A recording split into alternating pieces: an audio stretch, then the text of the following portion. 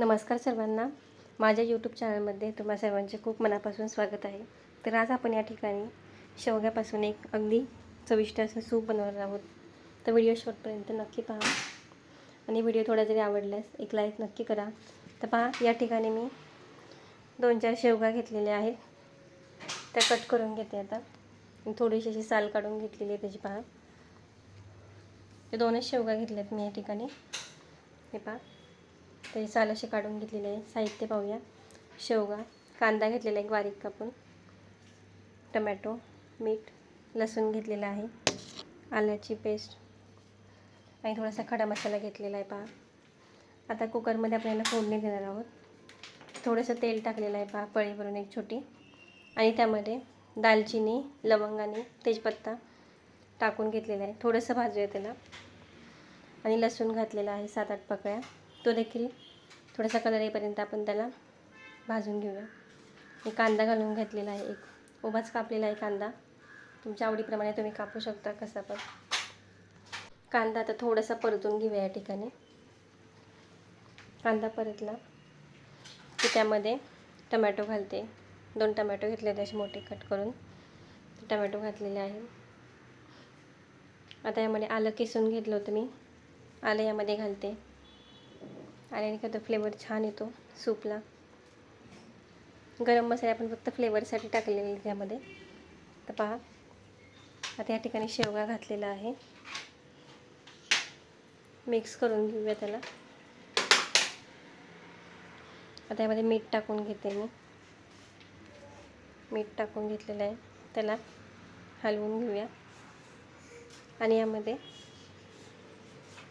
पाणी घालून घ्यायचं आपल्याला. तर या ठिकाणी पहा, 1 ग्लास भरून मी पाणी घालते. 1 फुल ग्लास. आणि थोडंसं अजून पाणी टाकूया. 1 ग्लास आणि थोडंसं अर्धा छोटा कप पाणी घातलेलं आहे. पहा, कुकर लावून घेऊया.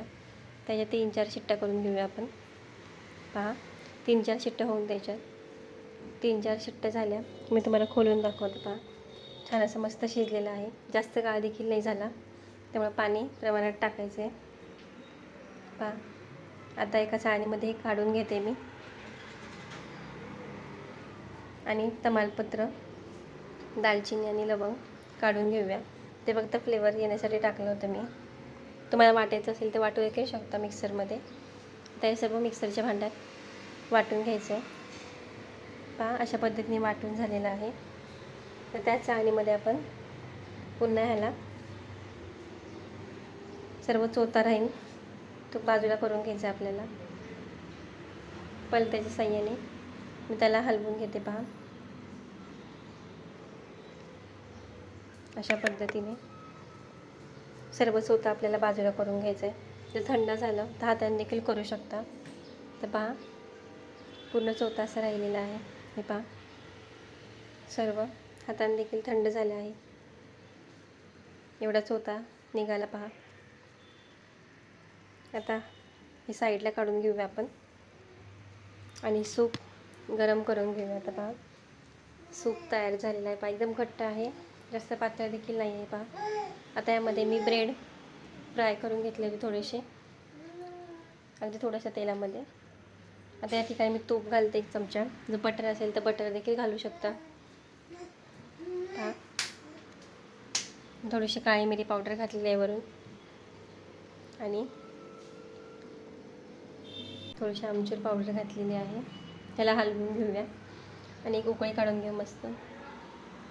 पहा, सूप आपलं रेडी झालेलं आहे खाण्यासाठी. छोटे मुलं देखील खूप आवडीने खातील. तर जास्त तिखट देखील नाही, एकदम हेल्दी सूप आहे हे शेवग्याचं. पहा, कशी वाटली रेसिपी मला कमेंट करून नक्की सांगा. त्यासोबत ब्रेड टाकून देखील खाऊ शकता किंवा नुसतं सूप देखील पिऊ शकता तुम्ही, तुम्हाला आवडत असेल तर. पहा, थिकनेस देखील आहे सूपला. तर अशा पद्धतीने आपलं शेवग्याचं सूप अगदी झटपट असं तयार झालेलं आहे. इथपर्यंत व्हिडिओ पाहिला त्याबद्दल खूप मनापासून धन्यवाद. भेटूया पुढच्या रेसिपीसोबत. तोपर्यंत बाय.